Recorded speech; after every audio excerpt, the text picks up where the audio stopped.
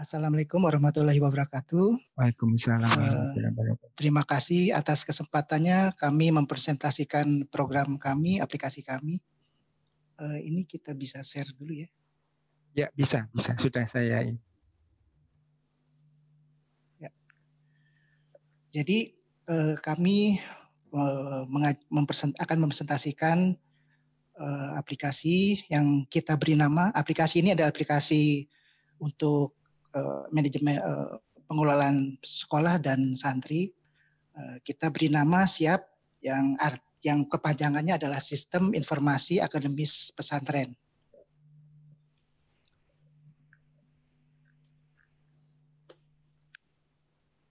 Jadi latar belakang dari pembuatan aplikasi ini adalah semakin banyaknya jumlah santri akan membutuhkan suatu aplikasi yang dapat mengelola jumlah santri yang semakin banyak, santri yang harus diberi nilai, dididik. Apalagi baru tadi saya mendapatkan informasi dari Kasino kalau akan ada pembukaan cabang di kota lain. Jadi diperlukan suatu sistem. Selanjutnya adalah latar belakang yang lain adalah pengawasan santri, karena di sini sifatnya boarding school atau pesantren, maka dibutuhkan pengawasan selama 24 jam dalam sehari dan 7 hari dalam seminggu. Di sini juga aplikasi SIAP ini juga akan membantu penerapan K4 I1, ini didapat dari presentasi yang diberikan ke saya, yaitu K4 itu I1 adalah komunikasi, koordinasi,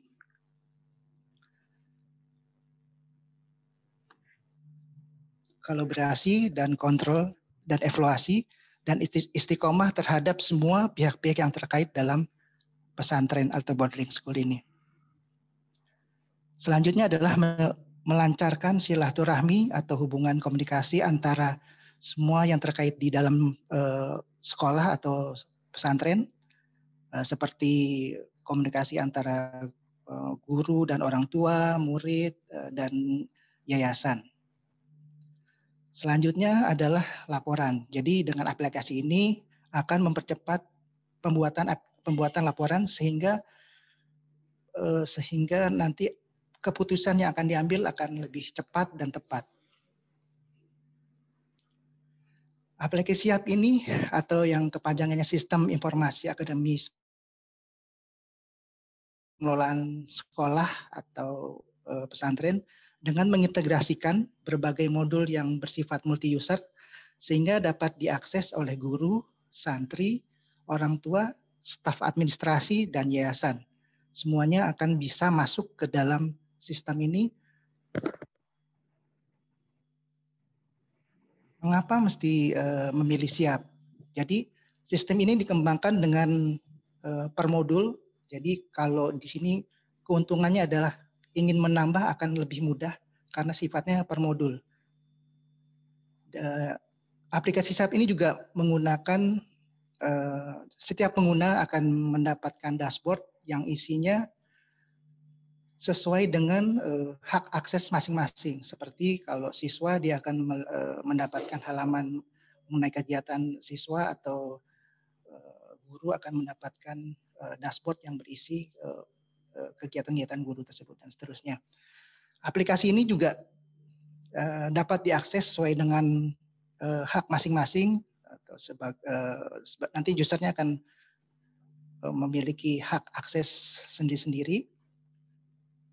Selanjutnya kita menggunakan kombinasi server antara lokal dan server online. Jadi fungsinya di sini ya, kalau nanti akan dijelaskan lagi bagaimana apa sih fungsinya server lokal, server online. Aplikasi ini juga sudah terintegrasi dengan presensi itu dengan menggunakan RFID, dan kami dukung dengan pelatihan support untuk aplikasi. Nah, selanjutnya pengembangan SIAP. Pengembangan aplikasi SIAP akan dibagi dalam 2 tahap. Yang pertama manajemen sekolah, tahap kedua adalah manajemen pesantren. Modul SIAP dikembangkan dengan metode per modul. Nah, ini kita menggunakan dual server yang maksud kami ada dua server yang berbeda lokasi, yang satu di online, yang satu di lokal server. Kita juga aplikasi ini dapat diakses dengan multi user, masing-masing akan mendapatkan username password sendiri dan halaman sendiri-sendiri. Aplikasi siap didesain sedemikian rupa sehingga akan terasa user friendly, jadi lebih mudah dipergunakan untuk terutama mungkin ibu-ibu, ya ibu rumah tangga yang agak ribet nanti kalau melihat terlalu rumit. Ini kita buat sesimpel mungkin tapi sangat bermanfaat. Nah, ini modul siap itu terdiri dari modul kepala sekolah, modul santri atau siswa, modul staf administrasi, modul orang tua, dan modul yayasan. Semua modul ini akan dikerjakan dalam tahap pertama.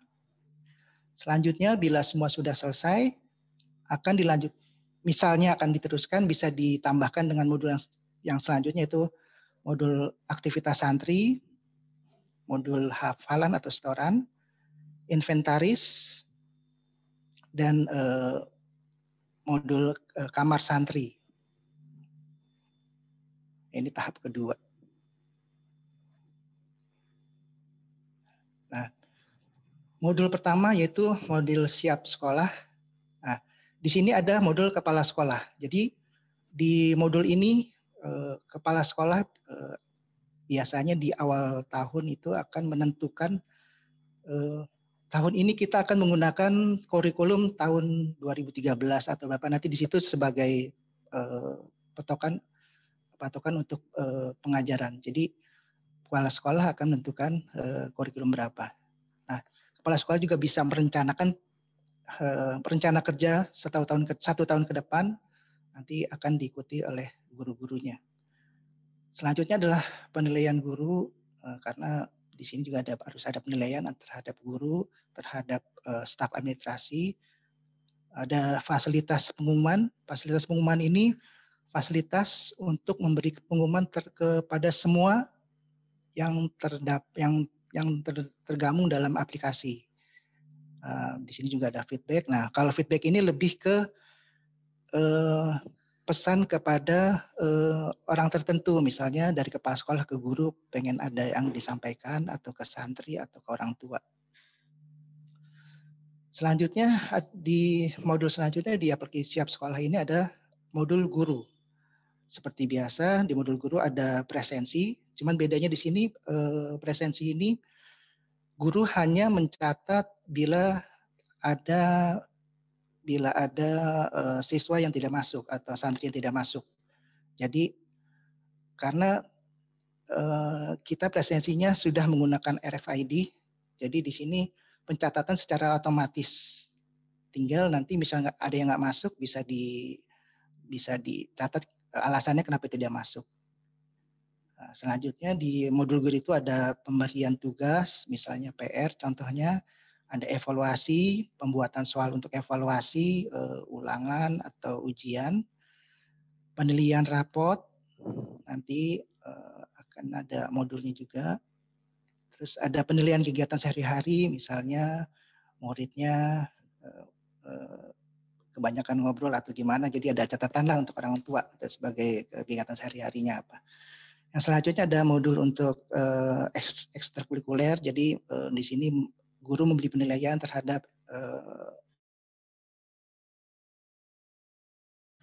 nah, di sini juga ada feedback modul. Nah, ini untuk memberi pesan terhadap orang-orang yang tergabung di dalam aplikasi ini. Selanjutnya modul santri. Nah, ini modul santri ini akan ada submodulnya, itu ada untuk jadwal, misalnya jadwal sekolah, jadwal mata pelajaran. Nah, ini untuk melihat tugas dari guru. Nah, ini ada untuk ujian, misalnya itu melihat untuk ujian itu biasa ada kartu ujian atau ada nilai ujiannya nanti juga bisa dilihat di situ, dan nilai ekskul, dan santri pun bisa melakukan feedback misalnya ke gurunya atau ke kepala sekolahnya bisa. Jadi bisa apa yang ingin disampaikan bisa melalui sini, aplikasi Siap ini. Selanjutnya modul Siap Sekolah, modul untuk orang tua. Nah, untuk orang tua ini kebanyakan lebih ke laporan sih, laporan ke penilaian pelajar, laporan kegiatan sehari-hari atau feedback. Jadi orang tua bisa bila ingin ada yang disampaikan ke guru atau ke kepala sekolah atau ke staf administrasi bisa ada semua di sini. Selanjutnya, nah ini modul yang paling banyak adalah modul administrasi, karena di sini ada modul administrasi, ada penerimaan siswa atau ada yang daftar ulang dan lulusan menteri. Selanjutnya ada, jadi administrasi itu tugasnya salah satu adalah pembagian guru, pembagian kelas, pembagian santri, nanti di sini di pembagiannya. Terus di sini dicetakkan kartu ujian santri, misalnya nanti ada bisa juga untuk, jadi sekarang ini kan sudah banyak buku pelajaran yang disimpan oleh siswa atau gurunya. Juga presensi ini kehadiran guru atau administrasinya. Kesehatan santri. Jadi di sini bila misalnya ada santri yang sakit atau apa, nanti bisa di sini masukkan sakitnya kenapa, tanggal berapa segala macam.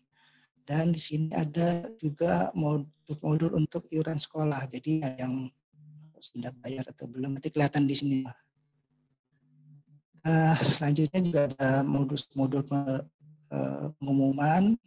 Nah, pengumuman ini bisa disampaikan untuk semua atau untuk kepesan yang ada di dalam dalam aplikasi ini. Selanjutnya ada modul yayasan. Nah, di modul yayasan ini ada struktur yayasannya, ada laporan perkembangan pesantren, sekolah, dan dia juga bisa feedback juga ke yang bergabung di aplikasi ini. Itu tadi tahap pertama. Tahap kedua masuk ke modul aktivitas santri sehari-hari, karena santri ini kan menginap di boarding school, sistem boarding school, jadi semua kegiatannya bisa dicatat. Misalnya ada kewajiban untuk sholat tepat waktu, ikut berjamaah, nanti bisa tahu, oh nih santri ini sholat telat atau bagaimana, atau ada punya pelanggarannya, hukumannya apa, bisa dimasukkan ke dalam aktivitas santri. Modul selanjutnya sini ada modul inventaris. Nah, modul inventaris ini lebih ke aset. Jadi sejarah aset ini dibeli kapan, di mana belinya, terus status aset ini gimana, statusnya rusak, baik, bisa dipakai, penggunanya siapa. Jadi lebih ke status aset. Nah, selanjutnya ada modul hafalan atau setoran. Nanti di sini ada hafalan Al-Quran misalnya, hadis, kitab, dan lain-lain. Nah, selanjutnya adalah modul pembagian kamar.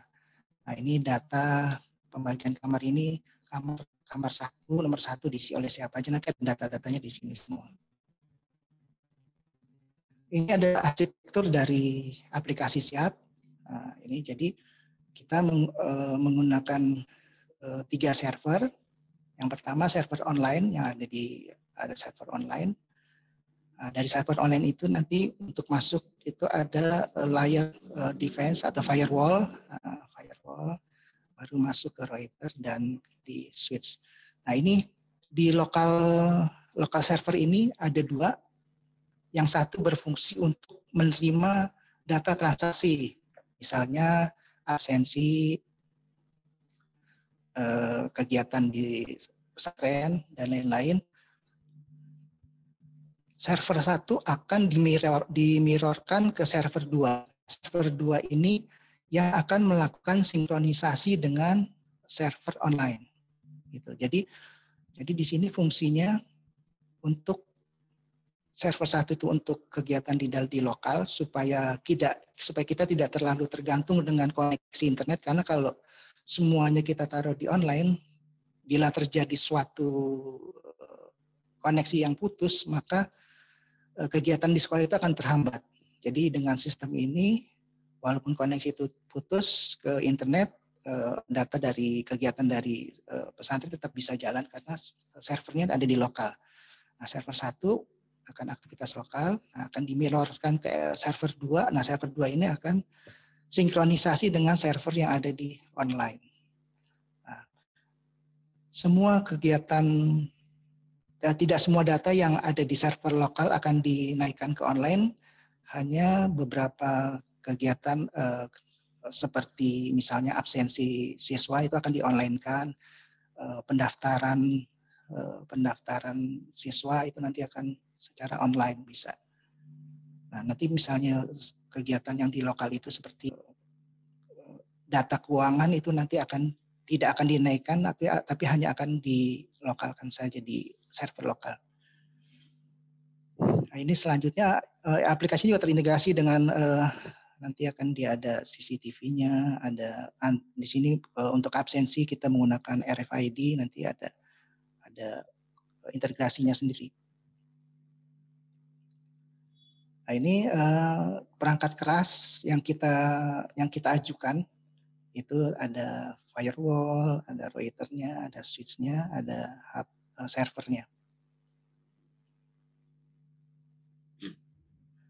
Nah, ini perangkat kelas untuk RFID. Ini ada contoh dari antena RFID, ada kartunya RFID, ada antena. Nah, ini bedanya antara antena yang ada di sebelah kiri ini itu akan membaca kartu RFID pada saat dilewatkan. Pada saat ada orang lewat situ, dia akan membaca kartu dari RFID ini. Nah, yang sebelah kanan itu RFID reader itu, yang sebelah kanan itu untuk diletakkan di dalam ruangan. Jadi kita bisa mengetahui di dalam ruangan itu ada siapa aja dari RFID reader yang tipe ini. Nah, ini contoh implementasinya di kelas. Misalnya nih ada kelas. Nah, ini kita lihat ada gate readernya, gate reader RFID. Nah, ini jadi begitu siswa masuk, mau berapapun jumlahnya dia akan terbaca. Misalnya ada siswa 10 masuk sekaligus akan terus terbaca. Nah, ini jadi akan pada saat masuk implementasinya biasanya taruhnya di pintu. Nah, ini selanjutnya misalnya kalau mau pengen mengetahui di dalam kelas itu ada siapa aja, nah itu yang reader yang kotak ini. Nah, ini bisa untuk mengetahui siapa aja yang ada di dalam ruangan itu. Nah, ini selanjutnya adalah kartu dari siswa atau santri. Jadi kartu ini yang berisi nomor yang disimpan dalam kartu RFID. Nah, selanjutnya perangkat keras CCTV. Nah, CCTV ini diperlukan untuk daerah-daerah yang tidak tercover oleh RFID tadi. Misalnya di teras atau di mana yang tidak tercover oleh RFID bisa di-cover oleh CCTV.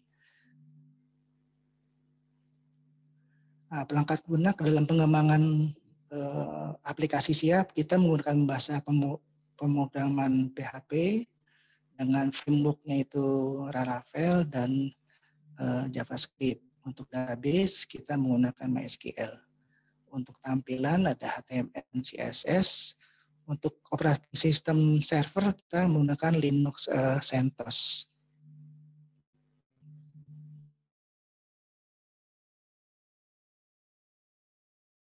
Survei dulu ke lapangan, survei. Setelah survei kita akan analisa hasil surveinya gimana, kita rancang sistemnya seperti apa, lalu dibangun. Setelah dibangun ada try and error. Setelah itu baru kita bisa implementasi.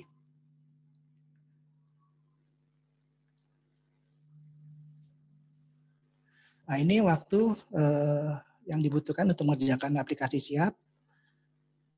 Itu ada pertama survei, itu ada minggu pertama analisa survei, minggu kedua perancangan sistem itu minggu ketiga dan minggu keempat, pembangunan aplikasi dari modul siswa, guru, kepala sekolah, staf admin, orang tua dan yayasan itu ada dari bulan kedua minggu pertama sampai dengan bulan kelima minggu pertama. Ada try and error, jadi begitu satu modul selesai kita bisa try and error, ada perbaikan misalnya kalau ada yang salah, terus bisa implementasi, dan selanjutnya kita punya ada 5 minggu untuk training aplikasi. Di sini training dan pendampingan. Training dan pendampingan itu kita bisa kasih 5 minggu. Untuk metode pembiayaan, saya mendapatkan pesan dari Pak Yahya, kita bisa sharing ekonomi, karena jadi maksudnya mengenai nanti besar sharingnya berapa, berapa lama sharingnya nanti akan dibicarakan lebih lanjut dengan Pak Yahya. Ya demikian Kak dan Pak Ustadz presentasi dari saya. Kalau ada yang kurang jelas bisa ditanyakan.